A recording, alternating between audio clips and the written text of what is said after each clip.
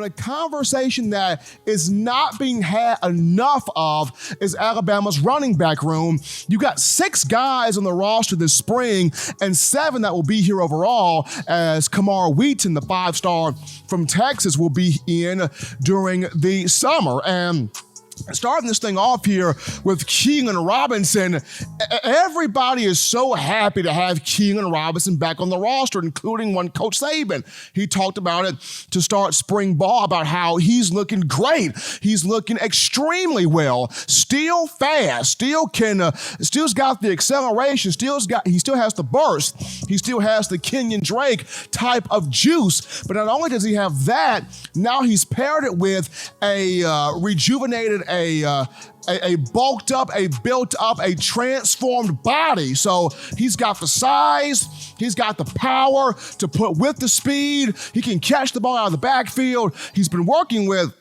the others far in spring ball, but you cannot deny the talent, you cannot deny the potential, you cannot deny the capability, you cannot deny the skill set. Keilan Robinson is the real deal. And I was talking to a couple of guys I know close within the program, just like I said, this past weekend, and the dialogue that we had was, as good as Brian Robinson is, and we'll get to B-Rob here in a minute, Keilan Robinson opted out this past season. He opted out in the 2020 campaign, so missed a whole season of playing football for the Crimson Tide. So the first couple of games of next season, you'll see more of Brian Robinson. You'll see more of some of the other guys. Keilan Robinson will get some carries.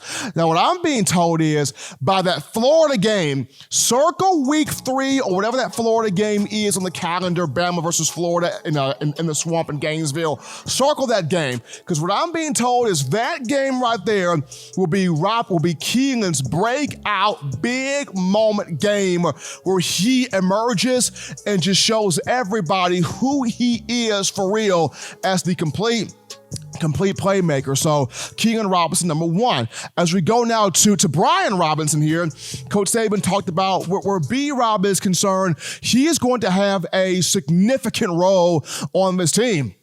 He's going to get the opportunity to have more carries, to get out there on the field more, to have more chances to be productive and show NFL coaches, teams, scouts, media personnel what he can do at the running back position. And it's kind of interesting here. Saban talked about he was not disappointed with Brian Robinson last season. He said when B-Rob got out there, he was extremely pleased with the production he put out there on the field, with him running with power in between the tackles and the moments that he got on the field, him showing his skill set. But the reason why B-Rob didn't get the opportunities, or even more opportunities that he could have gotten, and it's not his fault, it's because not when Najee Harris gets going. Coach Saban talked about it. When Najee Harris gets going, you do not want to disrupt the rhythm of the offense. And we saw this last season. When Najee got going, when he was hurdling, when he was stiff-arming, when he was making plays, when he was creating chunk yardage situations, you do not want to pull him out and then put him back in, because it offsets the rhythm. It offsets the momentum. It offsets the mojo. It offsets the situation that you're in, and the consistency and the flow that you're in. Najee Harris this past season, 1,466 yards rushing, 26 rushing touchdowns, 30 touchdowns total, as he had 4 on the receiving end. But this season, B-Rob going to get more carries. B-Rob going to get more opportunities to show what he can do. The question will be, as I mentioned, will he be able to hold off Keilan? That's the question, because Keilan Robinson is a big deal. People are happy to see him back. People are excited to see him back in the fold. And like I said, that Florida game, when Alabama takes on Florida in Gainesville, look for that to be the matchup where Keilan emerges and truly sort of announces himself even more to the college football landscape. Now, as we transition on to the three-headed trio, for the three-headed monster of Trey Sanders, Jace McClellan, and Roydell Williams. The question is, where will these three fit in? That's the question. Where will these three fit in? People are talking about Keilan Robinson. People want to see B-Rob truly become the number one featured back. But when you discuss Trey Sanders, Jace McClellan, and Roydell Williams, where do these three fit? Starting this thing off, with Trey Sanders and trying to work his way back from the injuries he sustained in the car accident he suffered a season ago. According to Coach Saban, he has made it to being able to do dry running on the field. He's been doing some individual workout things in practice, and he's been looking strong in them. He's been looking great in them. Can he stay away from the injuries? That's the biggest thing with Trey. I feel like the moment he starts to really come on, boom, medical mishap happens and he suffers another setback.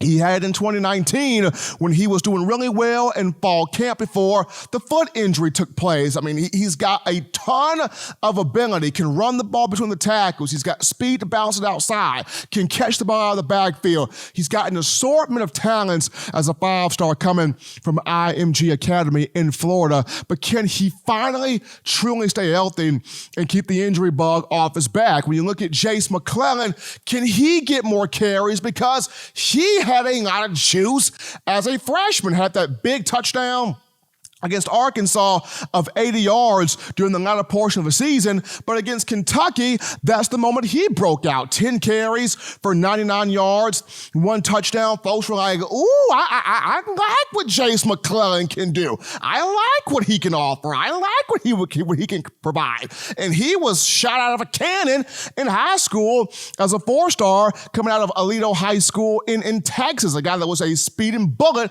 going up and down the field. So can he create for himself more playing time, more opportunities, especially this spring?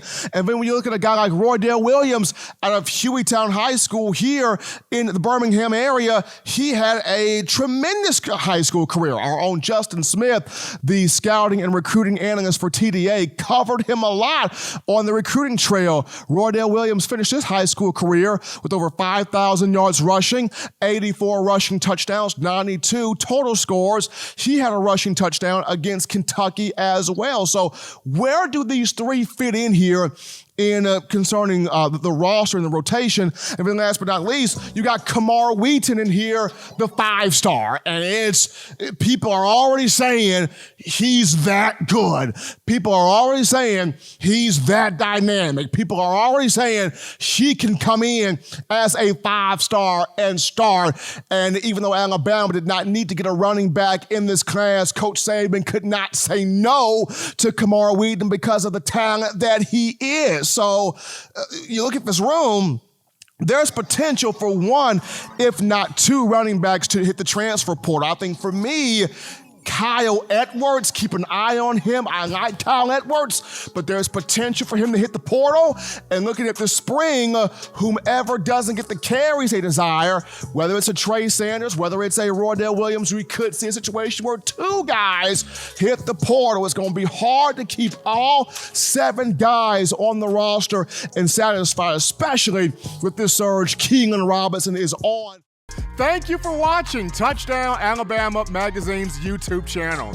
To continue to get the best in Alabama football content, subscribe here and turn on your notifications to stay connected with the hottest shows covering your Crimson Tide.